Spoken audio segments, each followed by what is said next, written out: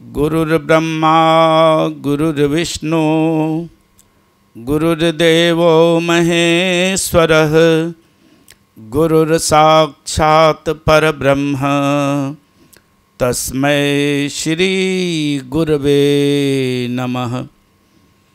मूकं करोति वाचालं पंगुमलंघयते गिरिं यत्कृपातमहं वन्दे परमानन्दमाधवम्। सर्वमंगलमांगल्ये शिवे सर्वार्थसाधिके शरण्ये त्र्यंबके गौरी नारायणी नमोस्तुते। प्रेमी सज्जनों, अध्यात्म तत्व जिज्ञासुओं, प्यारे भाइयों एवं प्यारी बहनों,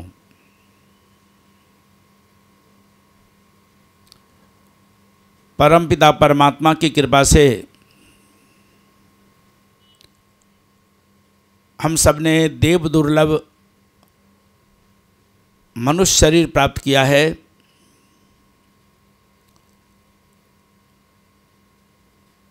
मनुष्य शरीर प्राप्ति का उद्देश्य क्या है, किस लिए हमें ये प्राप्त हुआ है, सभी संतों ने, ग्रंथों ने मानव तन की भूरी भूरी प्रशंसा करते हुए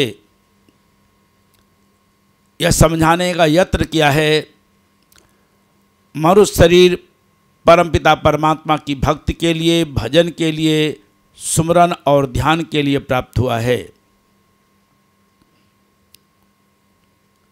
अगर आप सभी लोग श्री गुरु ग्रंथ साहिब का अध्ययन करें, वहाँ गुरु महाराज जी फरमाते हैं,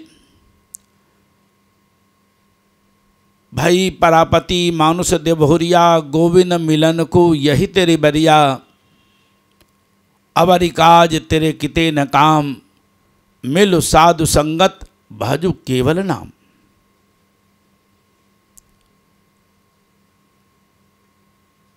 यह मनुष्य का शरीर प्राप्त हुआ है गोविंद से मिलने के लिए, भगवान से मिलने के लिए। भगवान से मिलने के लिए एक स्वर्णिम अवसर प्रदान किया गया है भगवान के द्वारा, मनुष्य शरीर प्रदान करके। दुनिया में जो भी हम यत्न करते हैं, कार्य करते हैं, मरते वक्त इनमें से कोई काम आने वाला नहीं है। मूल रूप से भगवान के भजन के लिए ही ये मनुष्य शरीर हमें प्राप्त हुआ है। गोविंद मिलन को यही तेरी बरिया। फिर क्या कहा गुरु ग्रंथ साहिब के अंदर, गोविंद के नाम का भजन करो, लेकिन गोविंद का नाम मिलेगा कहाँ, भगवान का नाम प्राप्त होगा कहाँ? जब हम साधुओं की संगत में जाएंगे, महान पुरुषों के सानिध्य में जाएंगे, हमें नाम का बोध प्राप्त होगा। सच्चा नाम क्या है इसका ज्ञान मिलेगा, और फिर नाम को जानने के बाद नाम की हम कमाई करें, इसी के लिए ये मनुष्य शरीर प्राप्त हुआ है। 184 बरमतियाँ दुर्लभ जन्म पायोई, कह नानक नाम समालि सो दिन नेड़े आयोई। यह जो दुर्लभ मनुष्य का शरीर है, जिसे पाने के लिए देवता लोग लालायित रहते हैं, किस लिए मिला? यह मिला है नाम की कमाई करने के लिए, नाम का भजन करने के लिए। भाई परापति मानुष देवहुरिया, ये आपने पढ़ा भी, सुना भी आपने, लेकिन आगे जो गुरु महाराज फरमाते हैं, 184 बरमतियाँ दुर्लभ जन्म पायोई, कह नानक नाम संभाले। गुरु महाराज क्या कहते हैं, नाम को संभालो, नाम की कमाई करो, अन्यथा फिर क्या होगा? फिर 84 हमारे लिए तैयार खड़ा है। अगर हम नाम की कमाई नहीं किए मनुष्य शरीर पाने के बाद, तो हमें पुनः पुनरपि जननम और पुनरपि मरणम के दुसह दुखों को भोगना पड़ेगा। आज का इंसान धन रहने के बाद भी, वैभव रहने के बाद भी, माया की शिकाचौंध रहने के बाद भी अशांत है, दुखी है, परेशान है। धन और वैभव किसी को सुख नहीं दे सकते। माया की चकाचौंध किसी के मन को शांति नहीं दे सकती।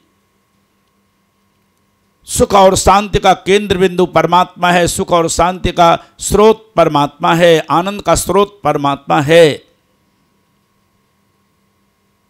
उस परमात्मा को जानकर परमात्मा का भजन करना, परमात्मा के नाम की कमाई करना, यही जीवन का सार है। और इसीलिए मनुष्य शरीर हम सबको प्राप्त हुआ है। भय नाशन दुर्मति हरन कलिमह हरि को नाम, नानक जे निष्दिन भजे सुफल होई तेहि काम। नाम भय का नाश करने वाला है, दुर्बुद्धि को मिटाने वाला है। कलिकाल के अंदर नाम स्मरण के सिवा और कोई उपाय नहीं है जीवन में सुखी होने का, दुखों से छुटकारा पाने का। तुलसीदास जी भी यही कहते हैं, नहीं कलि कर्म न भगत विवेको, राम नाम अवलंबन एको। कलिकाल के अंदर मनुष्य के पास न भक्ति का विवेक है, न कर्म का बोध है। एकमात्र सहारा कलिकाल के अंदर नाम स्मरण है। और नाम स्मरण के लिए मनुष्य कुछ न कुछ यत्न करता है। कोई विष्णु सहस्त्र नाम का जाप करता है, कोई क्रीं कृष्णाय नमः जपता है, कोई ओम नमो भगवते वासुदेवाय जपता है, कोई रंग रामाय नमः जपता है, कोई ओम नमो नारायणाय जपता है, कोई ओम नमः शिवाय जपता है, कोई हरे राम राम राम हरे हरे, हरे कृष्ण जपता रहता है। कुछ न कुछ इंसान यत्न कर रहा है, भगवान के नाम का जाप कर रहा है। लेकिन इन नामों का जाप करने के बाद भी मानव मन में शांति नहीं होती है, मानव मन की चंचलता मिटती नहीं है, मानव का मन स्थिर नहीं होता। ये प्रारंभिक जाप जरूरी है। शुरू में भगवान के इन नामों का जाप जरूर करना चाहिए, लेकिन इन नामों का जाप जागृत अवस्था में संभव है। कृष्ण कहते हैं, अर्जुन तुम युद्ध भी करो और निरंतर मेरा सुमरन करो। वो कौन सा नाम है? अर्जुन तो क्षत्रिय है, धर्म की रक्षा के लिए उसे युद्ध करना है, ऐसा उपदेश भगवान कृष्ण देते हैं उसे। लेकिन साथ ही साथ कहते हैं, युद्ध करते हुए भी निरंतर स्मरण करो, निरंतर भजन करो। हम भगवान के नाम की माला फेरते हैं। कोई गायत्री का जाप करता है। गायत्री की मंत्र दृष्टा ऋषि हैं विश्वामित्र। उन्होंने इस मंत्र का अन्वेषण किया है, इसकी खोज की है। उनके हृदय में यह मंत्र उतरा है, अनुभव हुआ है। लेकिन गायत्री का भी जाप जागृत अवस्था में संभव है, निरंतर संभव नहीं है। हर मानव की 4 अवस्था होती है, जागृत, स्वप्न, सुषुप्ति और तुर्या। जागृत, स्वप्न, सुषुप्ति और तुर्या, ये 4 अवस्थाएं हैं। जागृत अवस्था में हम पूजा करेंगे, पाठ करेंगे, व्रत करेंगे, उपवास करेंगे, यज्ञ करेंगे, हवन करेंगे, तीर्थ करेंगे, माला इत्यादि फेरेंगे। इन साधनों को हम जागृत अवस्था में करेंगे। लेकिन जो प्रगाढ़ निद्रा है, जिसे सुषुप्त अवस्था कहा गया, वहाँ इन बाहरी साधनों को करना संभव नहीं है। वहाँ न हम माला फेर सकते हैं, न वाणी के द्वारा हम किन्हीं नामों का उच्चारण कर सकते हैं। लेकिन आखिर भगवान ने ऐसा क्यों कहा, युद्ध करते हुए तो निरंतर मेरा भजन कर, निरंतर सुमरन कर। निरंतर से तात्पर्य है लगातार। और कृष्ण कहते सर्वेषु कालेषु, सर्वेषु कालेषु, सभी काल में सभी समय में निरंतर माम अनुस्मर, सभी काल में सभी समय में तू मेरा ही स्मरण कर, मेरे नाम का ही स्मरण कर। आखिर वो नाम कौन सा है जो निरंतर है और जिस नाम का स्मरण निरंतर करना संभव है। हमारे सदग्रंथों में लिखा है, भागवत आदि ग्रंथों में लिखा है, गरुड़ पुराण में लिखा हुआ है, जीवात्मा मां के गर्भ में उल्टा लटका हुआ था और वहां वह भगवान का भजन कर रहा था।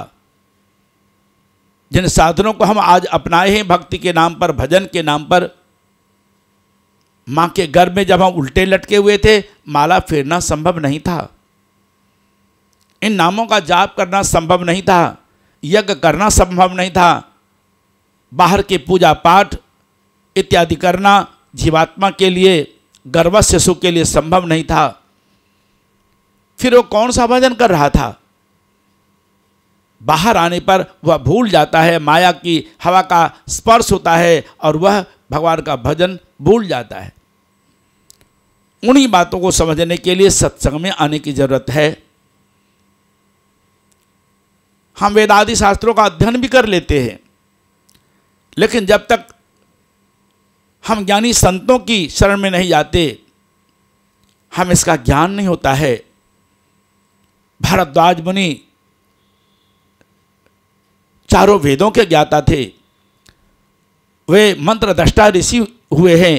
भरद्वाज बहुत बड़े मंत्र दृष्टा ऋषि हुए, उनके आश्रमों में सारी व्यवस्था होती थी, लेकिन जब तक यज्ञवलक से उन्होंने ज्ञान प्राप्त नहीं किया, शंकर निरंतर क्या नाम लेते हैं, वो निरंतर नाम क्या है, इसका बोध उन्हें यज्ञवलक के द्वारा कराया गया और तब इस यथार्थ तत्व को समझ पाए निरंतर भगवान का भजन क्या है। संत महात्मा कहते हैं, कबीर महात्मा कहते हैं, श्वासों की कर सुमरनी अजपा को कर जाप, श्वासों की कर सुमरनी अजपा को कर जाप, ब्रह्म तत्व का सार है सुमरन आप ही आप। माला जपो न कर जपो, मुख से कहूँ न राम, राम मेरा सुमरन करे मैं पाऊं विश्राम। माला मुझसे लड़ पड़ी क्या फेरत है मोह, और मन माला के फेरते घट उजियारा होए। माला फेरत युग गया पाया न मन का फेर, मन का डार दे तन, कर का मन का डार दे, कर का मन का डार दे और मन का फेर। हाथों से हम माला फेरते हैं, लेकिन हमारा चंचल मन रुकता नहीं है। मनवा तो दसों दिशि फिरे, यह तो सुमरन नाए। माला तो कर में फिरे, जीभ फिरे मुख माए, और मनवा तो दसों दिशि फिरे, यह तो सुमरन नाए। जब तक मन संसार में भटक रहा है, जाप करते हुए भी, पूजा करते हुए भी, यह सुमरन नहीं कहला पाएगा। हम याद संसार की करते हैं तो भजन संसार का हुआ। वो नाम कौन सा है? कबीर महात्मा कहते हैं, हाथ की माला नहीं चाहिए, श्वासों की स्मरणी बनाओ। जिन मालाओं के द्वारा हम नाम जपते हैं, माला के मनकों को हम अंगुलियों से आगे बढ़ाते रहते हैं और मंत्रों को या नामों को हम बोलते रहते हैं, लेकिन एक तो ध्यान है माला के मनकों को आगे बढ़ाना और दूसरा जाप करना। और तीसरी बात आप देखेंगे, कोई कुछ आता रहता है तो व्यक्ति बीच बीच में बोलता भी रहता है, मन भटकता रहता है। मन भटके नहीं, मन रुक जाए, वो माला कौन सा है? वो माला श्वासों की माला है। श्वासों की माला को हाथों की अंगुलियों से नहीं फेरते। श्वासों की माला फेरने के लिए, श्वासों में जो नाम है उसे फेरने के लिए अंगुलियों की आवश्यकता नहीं है, जिह्वा की आवश्यकता नहीं है, उच्चारण करने की जरूरत नहीं है, ओठों से उच्चारित होने की जरूरत नहीं है, जीभ और दांत लगाने की जरूरत नहीं है। बिना प्रयास के ही हर मानव के अंदर इस श्वासों की माला फिरती रहती है। श्वास का आना हो रहा है, जाना हो रहा है। इन नामों में भगवान का नाम गुप्त रूप से छिपा हुआ है और उसका मर्म समय के स्त्रोत्रीय ब्रह्मनिष्ठ सच्चे सद्गुरु कराते हैं। कबीर महात्मा उस नाम की बात करते हैं। कबीर सोता क्या करे, उठन की कर चौप, यह दम ही लाल है, गिन गिन हरि को सौंप। ए इंसान, माया की नींद में क्यों सोए हो, मोह की निद्रा में क्यों सोए हो? जागृत हो जाओ, चौकन्ने हो जाओ। ये जो तुम्हारी श्वासें हैं ये बेशकीमती हीरे की तरह है। हीरों की तो कीमत भी है, लेकिन श्वासों की कोई कीमत नहीं दे सकता, कोई मूल्य चुका नहीं सकता। यह अनमोल है। इन्हीं श्वासों में भगवान के नाम का निरंतर अजपा जाप होता रहता है। मीरा कहती है, पायो जी मैंने नाम रतन धन पायो, वस्तु अमोलक दई मेरे सतगुरु करी कृपा अपनायो, जन्म जन्म की पूंजी पाई जग का सभी गमायो, खर्च न होबे चोर न लेबे दिन दिन बढ़त सवायो, सत की नाव खिवटिया सतगुरु भव सागर तर आयो, मीरा के प्रभु गिरधर नागर हरस हरस यश गायो, पायो जी मैंने नाम रतन धन पायो। गुरु महाराज नाम रतन धन देते हैं जो बेशकीमती है, अनमोल है, उसका कीमत कोई चुका नहीं सकता। चोर उसे चुरा नहीं सकता, लुटेरा उसे लूट नहीं सकता, भाई उसे बांट नहीं सकता। ऐसा वह नाम धन अजर अमर अविनाशी धन है। वह नाम क्या है? जो कृष्ण कहते हैं, युद्ध करते हुए तो निरंतर सुमरन कर।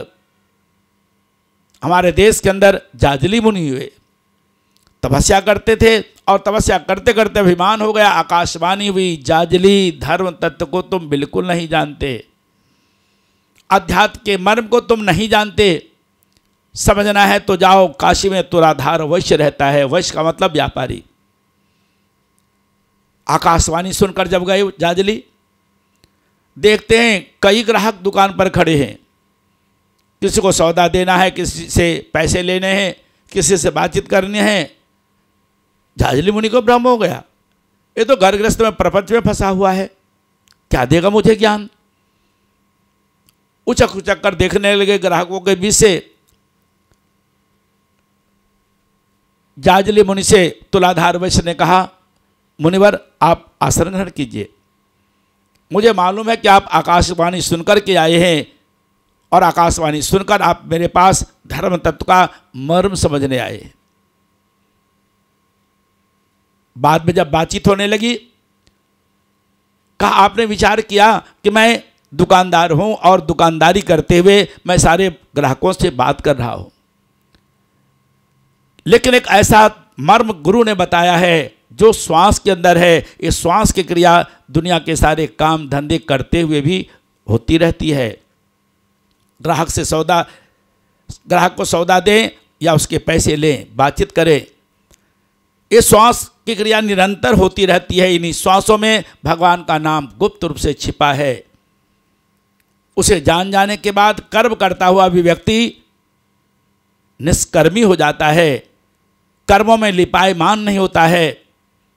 कृष्ण भगवान कहते, योगस्थः कुर कर्माणि संगम त्यक्त्वा धनंजय, सिद्ध सिद्धिर समोभूत्वा समत्म योग उच्यते। सिद्धि में, असिद्धि में, लाभ में, हानि में, हर क्रिया व्यापार में भगवान कहते योगस्थ होकर कर्म करो, योग से जुड़कर, नाम से जुड़कर, अध्यात्म से जुड़कर तो निरंतर सुमरन करो, कर्म करो। वो कौन सी साधना है?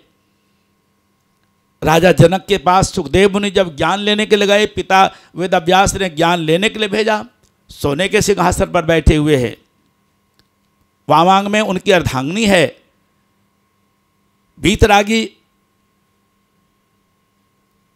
सुखदेव को भ्रम हो गया, ये तो माया के प्रपंच में फंसा हुआ है, सोने के सिंहासन पर बैठा हुआ है, पिताजी ने व्यर्थ ही इनके पास ज्ञान लेने के लिए भेजा है, इनसे अधिक त्यागी विरागी तो मैं हूं। लेकिन जब मन को समझाया सुखदेव को राजा जनक ने।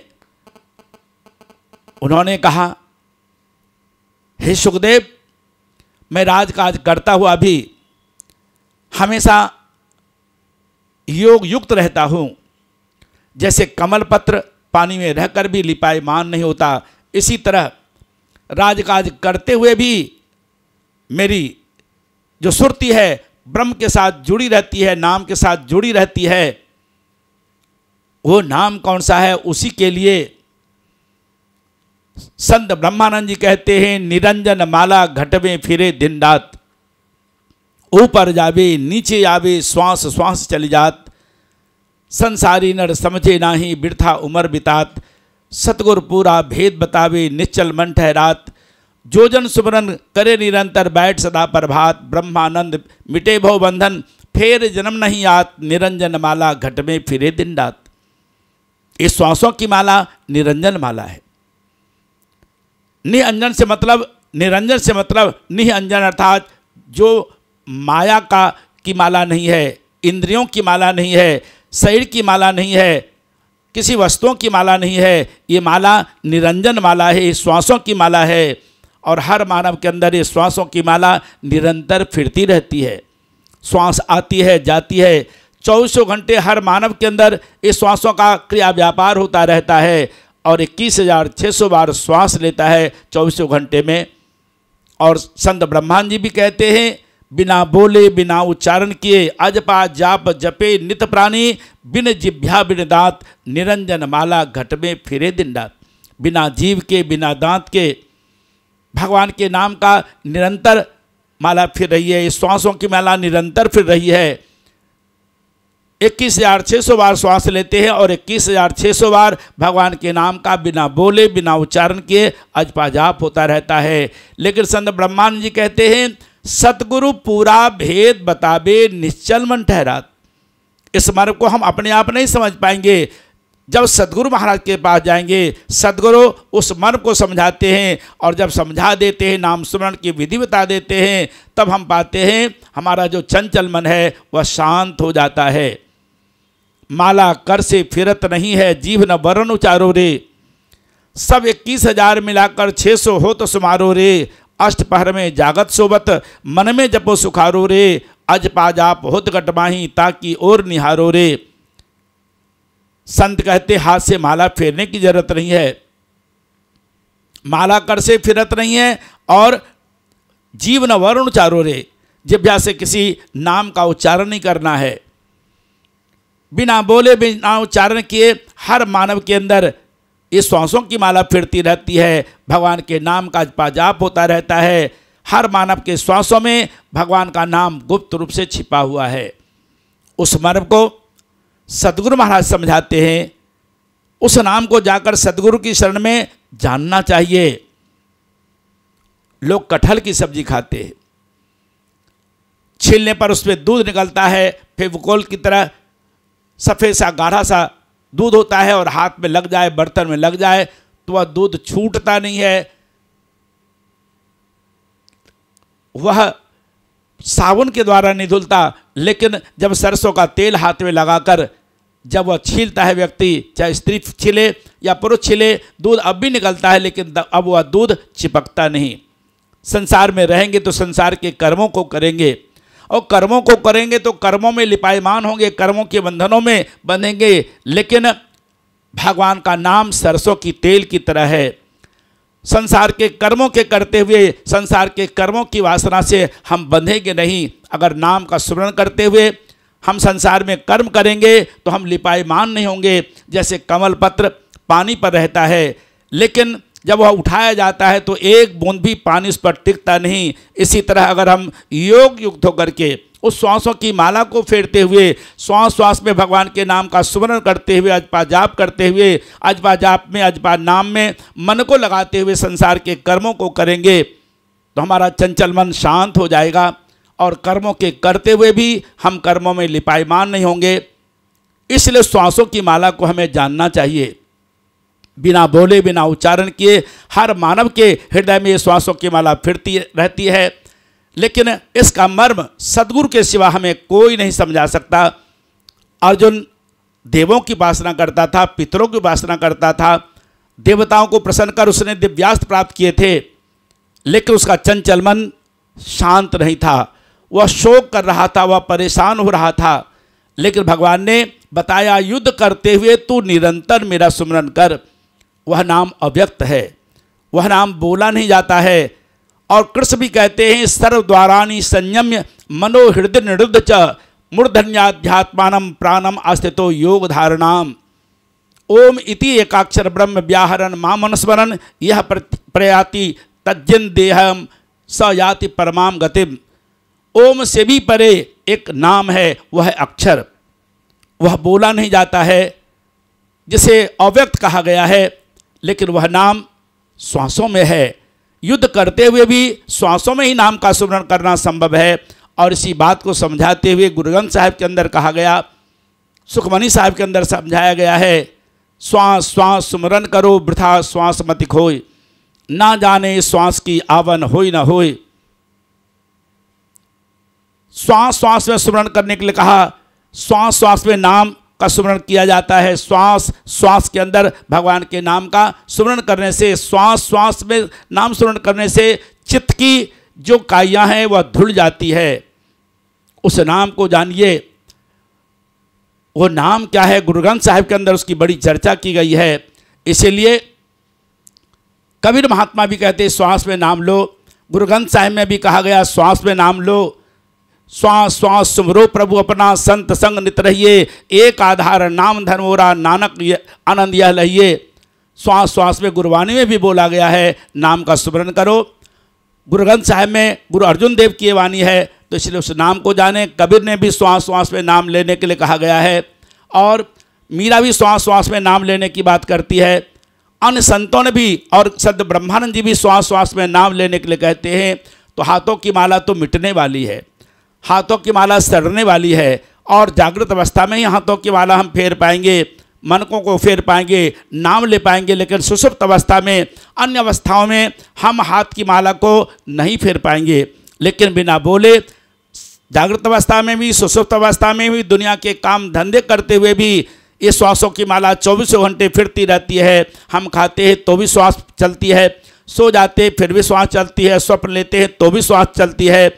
और यहाँ तक तुरीय अवस्था में भी हमारी चेतना जागृत रहती है, तब भी हमारे अंदर प्राण विद्यमान रहता है। उन्हीं नामों को जो हम जपते थे उसका सार है भगवान का सच्चा नाम, श्वासों की माला। तो श्वासों की माला फेरने के लिए कहा। कबीर महात्मा कहते, श्वास श्वास सुमरन करो वृथा श्वास मत खोय, ना जाने श्वास की आवन होय न होय। कहता हूँ कहे जात हूँ, कहूँ बजाए ढोल, और श्वासा खाली जात है 3 लोक का मोल। ऐसे महंगे मोल का एक श्वास जो जाए, 14 लोक न पड़तरे काहे धूर मिलाए। कबीर महात्मा भी कहते, श्वास श्वास में भगवान के नाम का स्मरण करो। सारे संसार की संपत्ति भी हम दे दें, एक श्वास हमें नहीं मिल पाएगा मरने के बाद। इन श्वासों में नाम के रमज को समझकर नाम का स्मरण करना चाहिए, नाम की कमाई करनी चाहिए। और इसी को कबीर महात्मा ने कहा, जागन से सुवन भला जो कोई जाने सोई, अंतर लव लागी रहे तो सहजे सुमरन होय। इसी को कबीर ने कहा, कबीर सोता क्या करे उठन की कर चौप, और यह दम हीरा लाल है गिन गिन हरि को सौंप। तो सदगुरु के पास जाकर उस नाम को जानना चाहिए। कबीर महात्मा ने उसी की बात कही। और गुरु ग्रंथ साहिब में भी यही कहा गया, श्वास श्वास सुमरो गोविंद, मन अंदर दी तुरे चिंद। श्वास श्वास सुमरो प्रभु अपना, संत संग नित रहिए, एक आधार नाम धन मोरा, नानक आनंद यह लइए। आनंद लेने के लिए, चित्त की चिंताओं को मिटाने के लिए, चित्त की काइयों को निर्मल करने के लिए नाम को जानकर नाम की कमाई करनी चाहिए। दुनिया की सारी कमाई संसार में छूट जाने वाली है, लेकिन कबीर सब जग निर्धना, धनवंता नहीं कोई, और धनवंता सोई जानिए जाको राम नाम धन होय। तो वह जो राम का नाम श्वासों की माला में फिर रही है माला, नाम को श्वासों में जानकर नाम की कमाई करनी चाहिए। यही जीवन का सार है, यही पूंजी सबसे बड़ी पूंजी है, इहलोक और परलोक में काम आने वाली है, और मन को शांति देने वाली है, सद्गति देने वाली है, और जीवन का कल्याण करने वाली है। उस नाम को जानकर भजन कीजिए।